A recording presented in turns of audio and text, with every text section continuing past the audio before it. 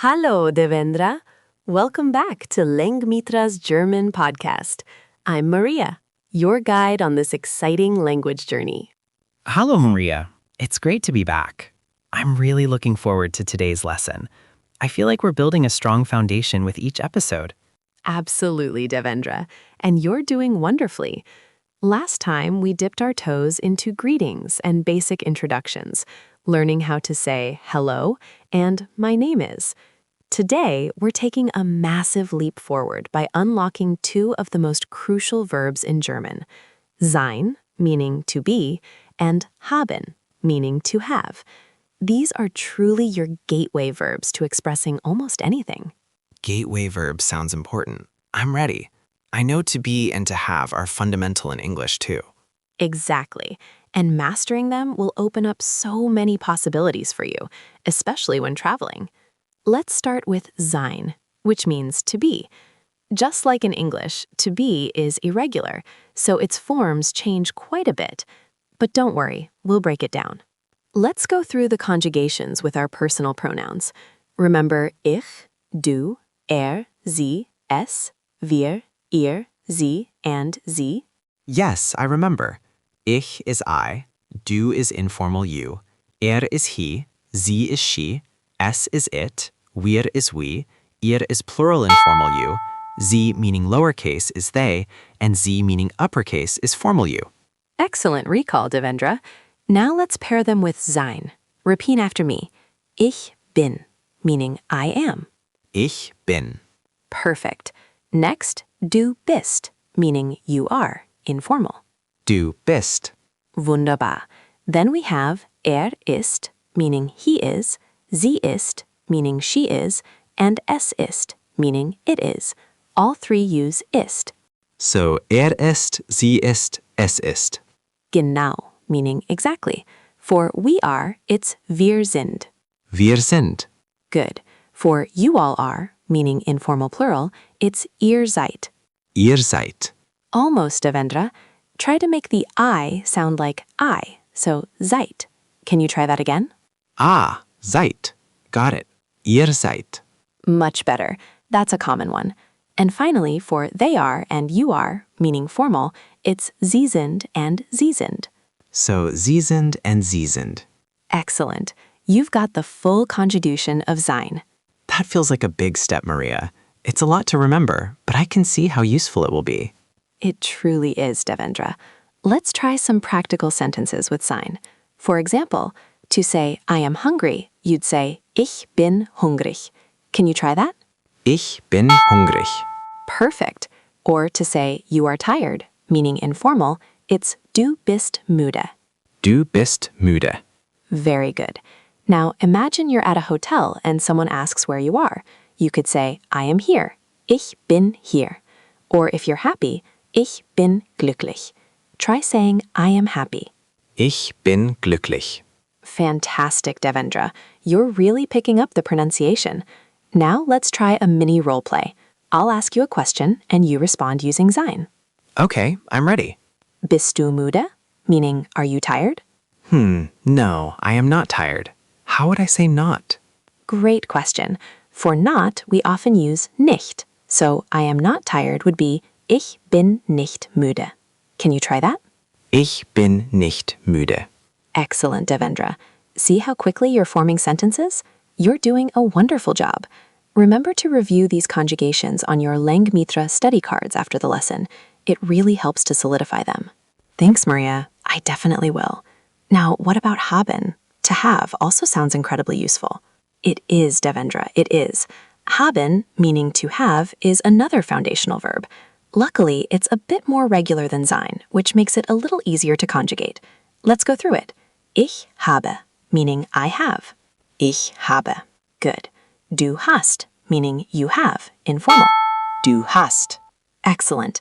Then hat, sie hat, es hat, meaning he, she, it has. Hat, sie hat, es hat. Perfect. For we have, it's wir haben. Wir haben. And for you all have, meaning informal plural, it's ihr habt. Ihr habt. Spot on. And finally, for they have and you have, meaning formal, it's Sie haben and Sie haben. Sie haben and Sie haben. Wonderful, Devendra. You've got haben down. Now, here's where it gets interesting. When you use haben to say you have something, the object you have often goes into what we call the accusative case. Don't let the name scare you. It's simpler than it sounds, especially for masculine nouns. Accusative case. That sounds like a big grammar term. It does, doesn't it? But think of it this way. In English, we say, I have a car, or I have an idea. That a or an is called an indefinite article. In German, these articles change depending on the gender of the noun. For masculine nouns in the accusative, a becomes einen. For feminine nouns, it's eine. And for neuter nouns, it's ein. So, einen, eine, ein. That's a bit like the changing to der, die, das. Precisely, Devendra. You're making a great connection there. The definite articles, der, die, das, are like the, and they also change in the accusative, but we'll cover that more deeply in a future lesson. For now, let's focus on einen, eine, ein with haben.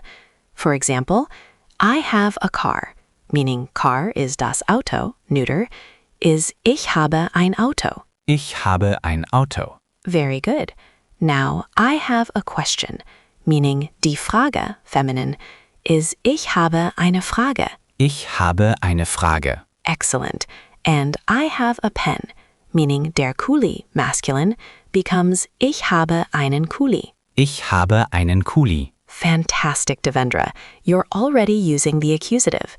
You can also use haben for feelings or needs, like ich habe Hunger, meaning I have hunger equals I am hungry, or ich habe Durst, meaning I have thirst equals I am thirsty. In these cases, you don't typically use an article. So, ich habe Hunger and ich habe Durst. That's useful for travel. Absolutely. Knowing these phrases can save you when you're feeling peckish or parched. It's also interesting how German often uses to have for states where English uses to be. For instance, we say, I am hungry, but Germans say, I have hunger. This little difference highlights how language reflects a culture's way of perceiving things. It's not about being a state, but having it. It's a more direct, perhaps even pragmatic way of expressing it. That's a really interesting cultural insight, Maria. It's like in some Indian languages, we might say hunger has come to me rather than I am hungry. A subtle shift in perspective. That's a wonderful comparison, Devendra. It shows how similar underlying concepts can be expressed so differently across cultures, and how language isn't just about words, but about understanding a new worldview. It's why I love teaching German. It's full of these little discoveries. Me too. I'm enjoying these cultural connections. Let's do a quick review, Devendra. I'll say a German word or phrase, and you tell me what it means and try to use it. How about ich bin glücklich? Ich bin glücklich means I am happy. Ich bin glücklich, weil ich Deutsch lerne. I am happy because I am learning German. Oh, that's wonderful, Devendra, and a perfect sentence. You even added a reason. How about du bist müde? Du bist müde means you are tired. So if I'm talking to my friend, I could say, du bist müde, Devendra. To myself, I guess. Exactly. Or to your friend, Devendra. Now, ich habe einen Kuli. Ich habe einen Kuli means I have a pen. And it's einen because Kuli is masculine, and it's in the accusative case. Ich habe einen Kuli für meine Notizen. I have a pen for my notes. Absolutely brilliant, Devendra.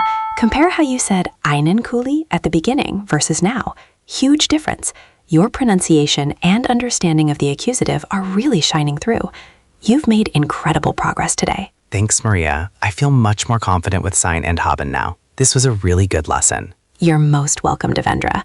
Keep practicing these conjugations and forming sentences. Try to describe your day using Sein and Haben. What you are, where you are, what you have, what you need. And remember to practice the specific words we covered in the vocabulary section on Langmitra. Test yourself with the practice exercises to improve your pronunciation and test your understanding. Next time, we'll build on this foundation by diving deeper into the accusative case with definite articles and exploring more common verbs. It's going to be another exciting step in your German journey. I can't wait, Maria. Thank you so much for today. My pleasure, Devendra. Until next time, tschüss. Tschüss. Before we recap, One quick ask: what worked for you in this lesson? What felt hard? And what topic should we teach next? Drop it in the comments. Your feedback shapes what we build next.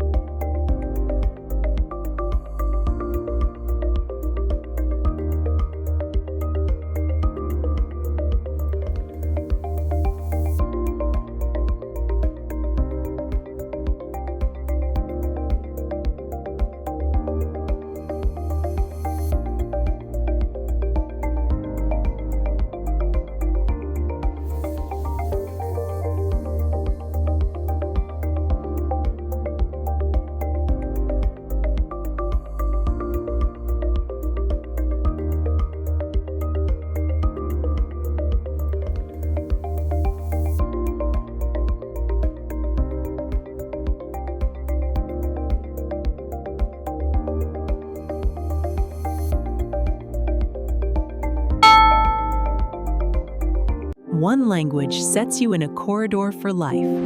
Learn language with podcast. Subscribe.